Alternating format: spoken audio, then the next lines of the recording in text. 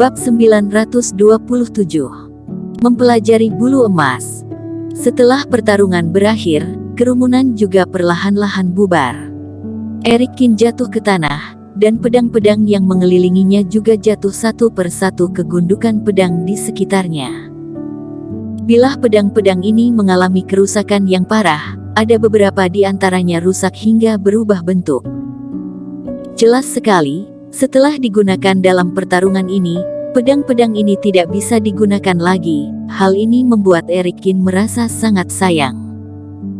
Jika tempat ini masih bisa digunakan lagi, maka ini adalah kekuatan tempurnya di zona inti, dan akan menjadi kekuatan yang sangat menakutkan. Namun, bagaimanapun pedang-pedang ini sudah ditinggalkan oleh Master Pemurnian Alat, dapat digunakan untuk menunjukkan sekali ilmu pedangnya sudah termasuk hebat. Master Penempa Besi pernah berkata, takdir pedang dimulai dari saat ia dihunus untuk melawan musuh. Bisa dikatakan, pedang di sini termasuk telah memenuhi takdirnya.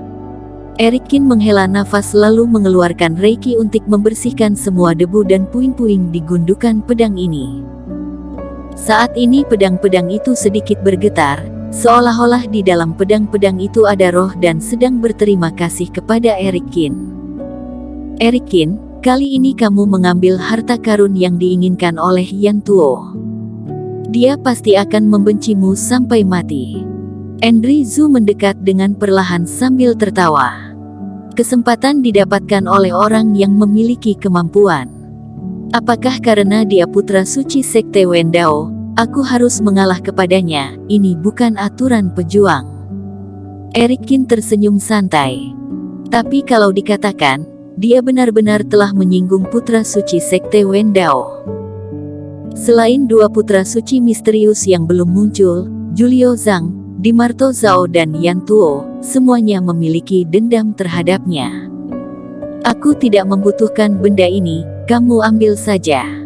Erikin memberikan sebuah roh merah kepada Andri Zhu. Ini adalah naga api yang dilepaskan Yan Tuo sebelumnya. Setelah Erikin menahannya, dia membersihkan aura Yan Tuo yang ada pada roh itu. Saat ini roh ini sudah kembali menjadi makhluk tak bertuan lagi. Selama perjalanan ini, Andri Zhu juga telah banyak membantu, tapi yang dia dapatkan sangat sedikit. Erikin mengambil bulu emas, harta karun terbesar di tempat ini, jadi dia memberikan roh naga kepada Andri Zhu sebagai tanda terima kasihnya. Kamu mendapatkan harta karun ini, sepertinya kamu berniat bersaing dengan Dimarto Zhao untuk memperebutkan pejuang kebanggaan nomor 1. Andri Zhu tersenyum dengan santai, dan tidak menolak. Setelah menerima roh itu, dia berkata dengan sungguh-sungguh, tapi aku pernah bertemu Dimarto Zhao sekali. Di sini tidak ada yang bisa menaklukkannya. Bahkan Julio Zhang dan Ma Sondong harus menghindarinya. Kamu tenang saja, aku tidak sebodoh itu bersaing dengannya sekarang. Erikin mengangguk, dia juga merasakan sedikit tekanan.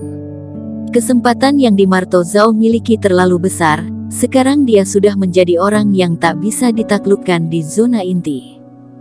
Entah dengan adanya bulu emas ini dia bisa menyainginya atau tidak. Harta karun terbesar di zona ini telah direbut, jadi para pejuang juga sudah mulai bubar. Hati-hati. Erikin dan Andri Zhu juga meninggalkan Istana Api. Sebelum berangkat, Andri Zhu berbicara sambil melihat ke arah Erikin. Namun, sesuatu yang aneh yang samar-samar terlihat di matanya, membuat Erikin sedikit malu. Saat berhadapan dengan Andri Zhu, tanpa sadar dia kepikiran dengan kejadian mengagetkan sebelumnya saat cadarnya terangkat.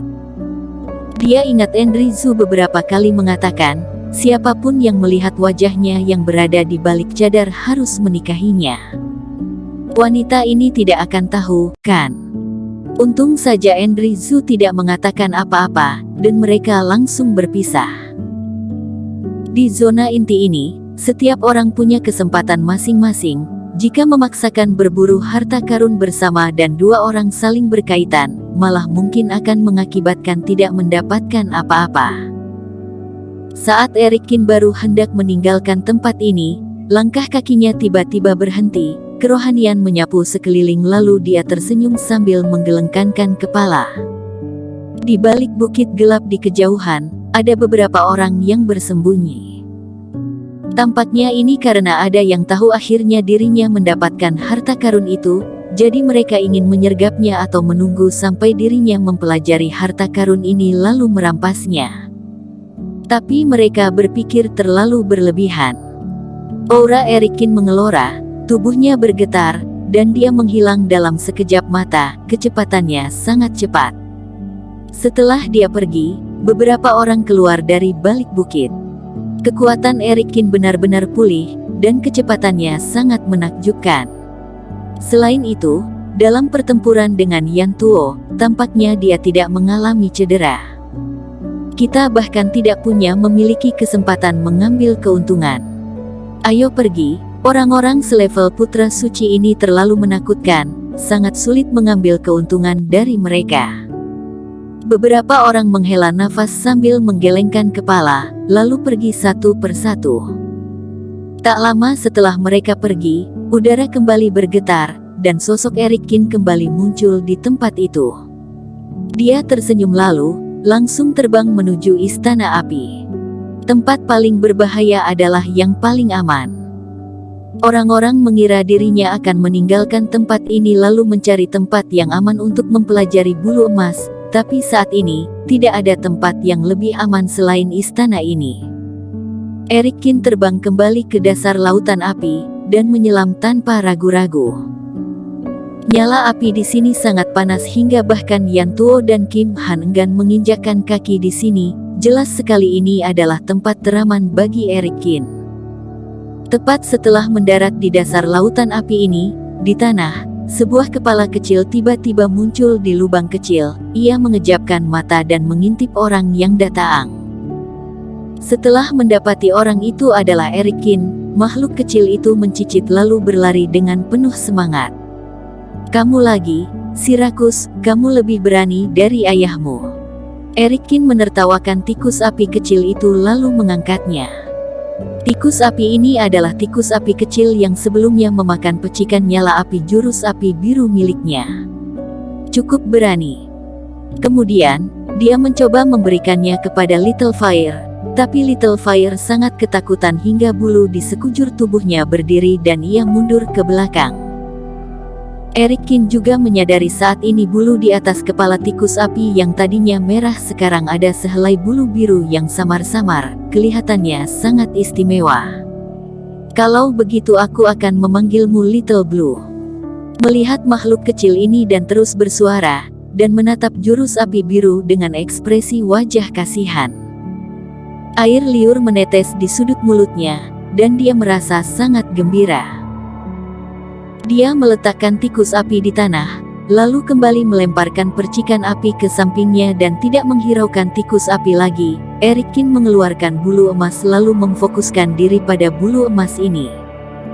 Menurut perhitungan Androni, ini adalah harta karun paling hebat di zona inti. Kekuatannya pasti luar biasa, tapi bagaimana mengaktifkannya? Erikin berpikir dengan seksama, lalu menyalurkan Reiki ke bulu. Bulu emas menyerap Reiki, lalu kilauannya menjadi lebih cerah dan mempesona, kemudian melayang di udara, dan sedikit gemetar. Namun, tidak peduli berapa banyak Reiki yang Erikin salurkan, bulu itu sama sekali tidak berubah.